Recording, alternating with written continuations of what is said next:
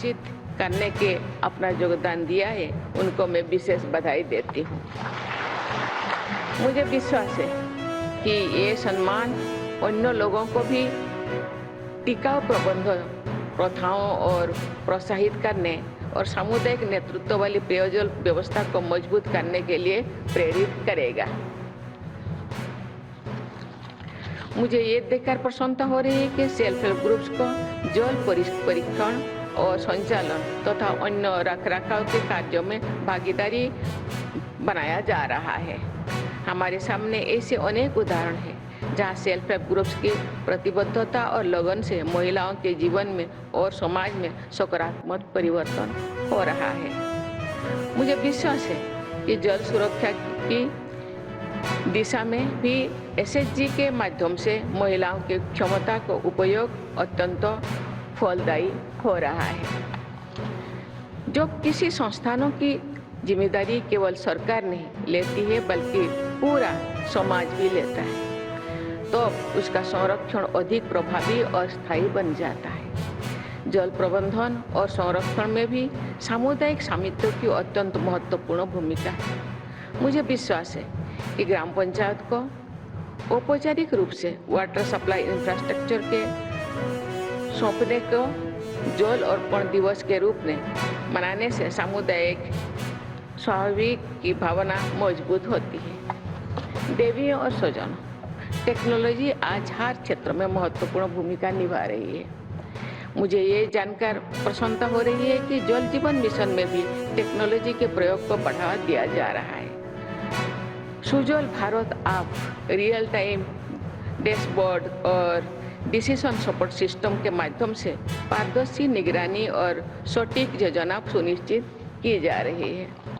इसके साथ ही मेरी पंचायत ऐप और पंचायत डैशबोर्ड जैसे डिजिटल प्लेटफॉर्म के माध्यम से ग्राम पंचायत स्तर पर जल सेवाओं की जानकारी दिया जा रहा है। ಮತ್ತು ಸರ್ಕಾರ ಮಧ್ಯೆ ಆಗಿರುವಂಥ ಒಪ್ಪಂದದ ಯೋಜನೆ ಇದು ಅಂತ ನಾವು ಕರಿತೀವಿ. ಇದು ಸುಮಾರು 5 ಟೌನ್ಶಿಪ್ಗಳು ಮತ್ತು ಮೈಸೂರುವರೆಗೆ ಇದು ಒಂದು ಪ್ಯಾರಲಲ್ ಆಗಿ ರಸ್ತೆ ಮಾಡುವಂಥ ಒಂದು ಯೋಜನೆ. ಆದರೆ ಇಲ್ಲಿವರೆಗೆ ನೀವು ಹೇಳಿದಂಥ ಅಷ್ಟು ಭೂಮಿಯನ್ನು ಅವರಿಗೆ ಕೊಡಲಿಕ್ಕೆ ಆಗಿಲ್ಲ, ಯಾಕಂದರೆ ಇನ್ನೂ ಅಪೂರ್ಣ ಆಗಿದೆ ಮಾನ್ಯ ಅಧ್ಯಕ್ಷರೇ.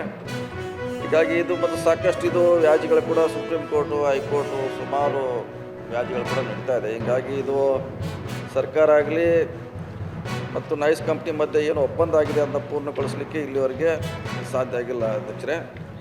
ಇದನ್ನು ಮನಗೊಂಡನೇ ಮೊನ್ನೆ ಮುಖ್ಯಮಂತ್ರಿಗಳೊಂದು ಕ್ಯಾಬಿನೆಟ್ ಉಪ ಸಮಿತಿಯನ್ನು ನೇಮಿಸಿದ್ದಾರೆ. ಅದರಲ್ಲಿ ನಾನು ಕೂಡ ಒಬ್ಬ ಸದಸ್ಯನಾಗಿದೆ. ಮಾನ್ಯ ಹೋಮ್ ಮಿನಿಸ್ಟರ್ ಕೂಡ ಅದಕ್ಕೆ ಅಧ್ಯಕ್ಷರಾಗಿದ್ದಾರೆ. ಸೊ ನಮಗೆ ವರದಿ ಕೊಡಲಿಕ್ಕೆ ಹೇಳಿದ್ದಾರೆ, ಇದನ್ನು ಯಾವ ರೀತಿ ಬಗೆಹರಿಸಬೇಕು. ಸುಮಾರು 20 ವರ್ಷಗಳಿಗಿಂತ ಹಳೆಯದ 30 ವರ್ಷ ಆಗಿರ್ಬೋದು ಬಹುಶಃ.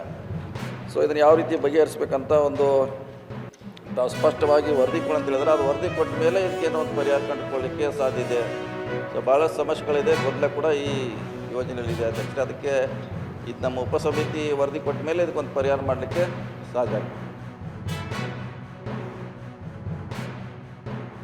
ಅದೇ ರೀತಿಯಲ್ಲಿ ನಿಟ್ಟೂರು ಸಿಂಗಾಪುರ ಸೇತುವೆ ನಿರ್ಮಾಣ ಕಾಮಗಾರಿ ಈ ಎರಡೂ ತಾಲೂಕುಗಳಲ್ಲಿ ಬಹುದಿನದ ಬೇಡಿಕೆ ಆಗಿದೆ. ರಾಜ್ಯ ಸರ್ಕಾರ ಈ ಕೂಡಲೇ ಕಾಮಗಾರಿ ಅವಶ್ಯಕತೆ ಇರುವ ಭೂಮಿಯನ್ನು ಸ್ವಾಧೀನ ಪ್ರಕ್ರಿಯೆಯನ್ನು ಪೂರ್ಣಗೊಳಿಸಿ ಆದಷ್ಟು ಬೇಗ ಕಾಮಗಾರಿ ಪೂರ್ಣಗೊಳಿಸಿ ಸಾರ್ವಜನಿಕರಿಗೆ ಸುಗಮ ಸಂಚಾರಕ್ಕೆ ಅನುಕೂಲ ಮಾಡಿಕೊಡ್ಬೇಕಂತ ಮಾನ್ಯ ಲೋಕೋಪಯೋಗಿ ಸಚಿವರಲ್ಲಿ ಕೇಳಲಿಕ್ಕೆ ಬಯಸ್ತಾರೆ.